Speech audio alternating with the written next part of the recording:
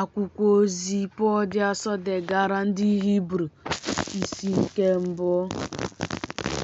Chineke, mgbe ọ gwararị nna anyị ha okwu n'oge ochie n'ime ndị amụma n'iberibe akwụkwọ dị iche iche na ụzọ dị iche iche, ọ gwara anyị okwu n'ọgwụgwụ ụbọchị ndị a n'ime Ọkpara, onye o doro onye nketa nke ihe niile, onye o sitekwara n'aka ya mee ụwa niile, onye, ebe ọ bụ mwụpụ nke ebube ya na onyinyo nke ụdị ya, ebe ọ na-ebukwa ihe niile site n'okwu nke ike ya.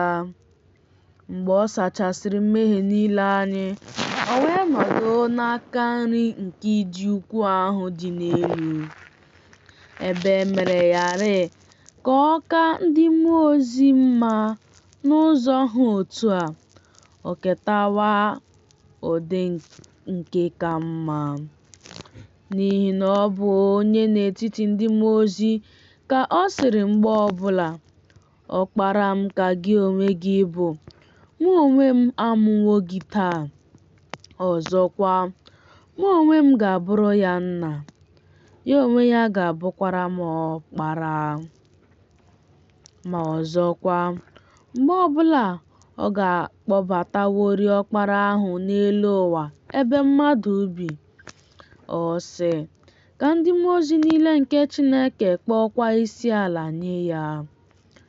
Ọ na-ekwukwa ihe banyere ndị mmụọ ozi sị, onye na-eme ndị mmụọ ozi ya ka ha bụrụ ifufe, na-emekwa ndị na-ejere ya ozi ka ha bụrụ ọkụ na-enwu enwu. Ma ọ na-ekwu ihe banyere Ọkpara ahụ sị, ocheeze gị Chineke na-adịru mgbe niile ebighị ebi. Mkpanaka eze nke izi eze ka mkpanaka nke alaeze gị bụkwa. Ị hụrụ ezi omume n'anya, wee kpọọ mmebi iwu asị. N'ihi nke a, Chineke bụ Chineke gị tere gị mmanụ obi ụtọ n'isi karịa ndị nketa ibe gị. Ọzọkwa, gị onwe gị, Onyenwe anyị, na mbụ ka ị tọrọ ntọala nke ụwa, ọrụ aka gị ka eluigwe bụkwa. Ha onwe ha ga-ala n'iyi, ma gị onwe gị ga-anọgide. Ha niile ga-akakwa nka dịka uwe, dịka akwa mgbokwasị ka ị ga-apịakọtakwa ha. Dịka uwe, a ga-agbanwekwa ha, ma gị onwe gị bụ onye ahụ nke na-adị mgbe niile. Afọ gị niile agaghị agwụkwa agwụ.